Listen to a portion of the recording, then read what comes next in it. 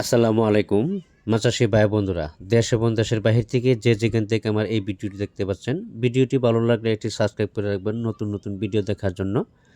আজকে আমি আলোচনা করব নতুন সিজনের কার্পু মাছের পোনা সম্পর্কে। কার্পু মাছ, হাঙ্গারি বা যে কোনো সাইজের মাছের পোনা, যে কোনো প্রকারের মাছের পোনা আমাদের কাছে পাওয়া যাচ্ছে সুলভ মূল্যে। দেখেন কত সুন্দর নতুন সিজনের কার্পু মাছ। কার্পু মাছের মধ্যে একটা সমস্যা হলো, দেখবেন কোনো কোনো কার্পু মাছ আছে আপনার 3-4 ইঞ্চি হলে কিন্তু পেটে ডিম চলে আসে। আবার কোনো কোনো কার্পু মাছ আছে 1 KG, 2 KG, 3 KG, 2.5 KG, 1.5 KG এরকম আসলে পরে ডিম চলে আসে।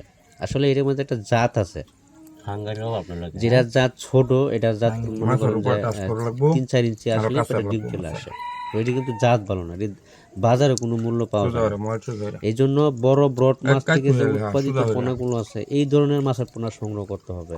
2.5 কেজি, 3 কেজি ওজনের যে কার্পু মাছগুলো আছে, এই ধরনের পোনা পেটের থেকে ডিম সংগ্রহ করার পরে যে বাচ্চাগুলো হয়, ঠিক বড় হলে কিন্তু এই 2.5-3 কেজি মতো হবে।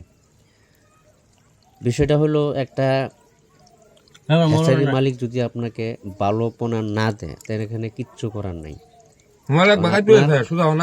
উচিত টাকাতে মাছ আপনার সংগ্রহ করবেন, আপনাকে ভালো মাছ না দিলে কিছু করার নেই। আর যার মন মানসিকতা ভালো, যার ভিতরে ঈমান আছে, সে কোনো সময় একজনটা ঠকাবে না, সে সবসময় ভালো মাছই দিবে।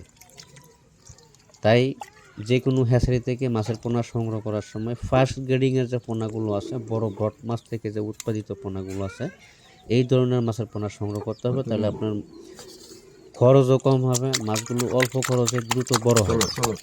বাজারে বিক্রি করার সময় ভালো দামে বিক্রি করতে পারবেন, কারণ মাছ বড় বড়, কেজিতে আপনি ভালো দাম পাবেন।